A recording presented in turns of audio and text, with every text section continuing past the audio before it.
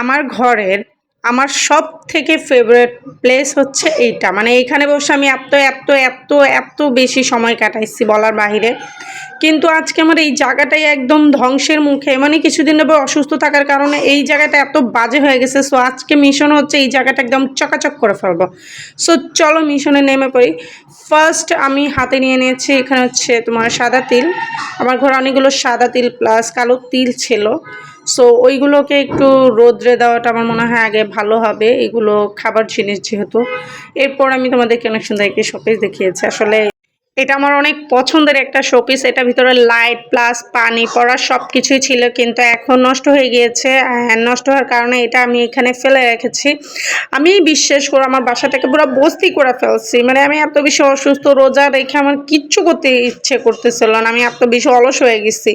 আমার ব্লেন্ডার, আমার ব্লুটুথ, আমার সব কিছু এইভাবে ফেলে রেখে মানে আমি পুরো বস্তি বানায় ফেলছি। আমার জামাই বলে, তুমি কি অবস্থা, কি হয়েছে, তুমি একদম বস্তি হয়ে গেছো, তুমি ঘর দুয়ার নোংরা রাখতেছো।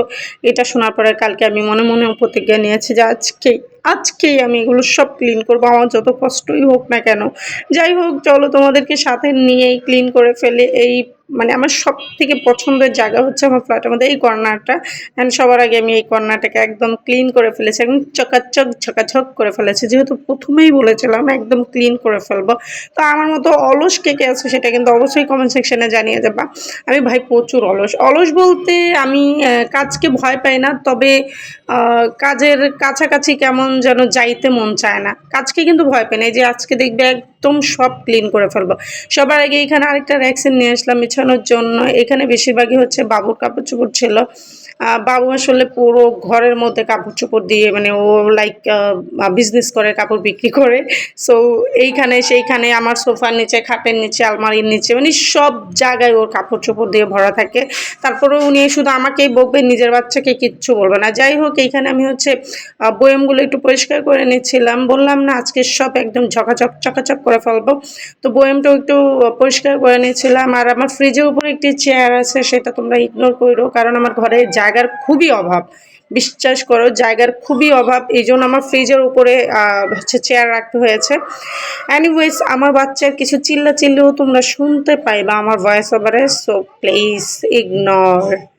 যাই হোক, আমি কিন্তু আমার ফেভারিট কর্নারটাকে একদম পরিষ্কার করে ফেলেছি। এরপর হচ্ছে আমি বক্সটাও ক্লিন করে ফেলেছি। অ্যান্ড তোমাদের সাথে আমার ফাইনাল লুক শেয়ার করতে পারবো এখন। আমার কাছে খুব ভালো লাগছে, এই কর্নারটা আমার সব থেকে ফেভারিট ছিল, অ্যান্ড এই কর্নারটা আজকে clean. So here is the final look guys. কেমন হয়েছে অবশ্যই জানাবো। একদম ক্লিন করে ফেলেছি, একদম মাশাআল্লাহ।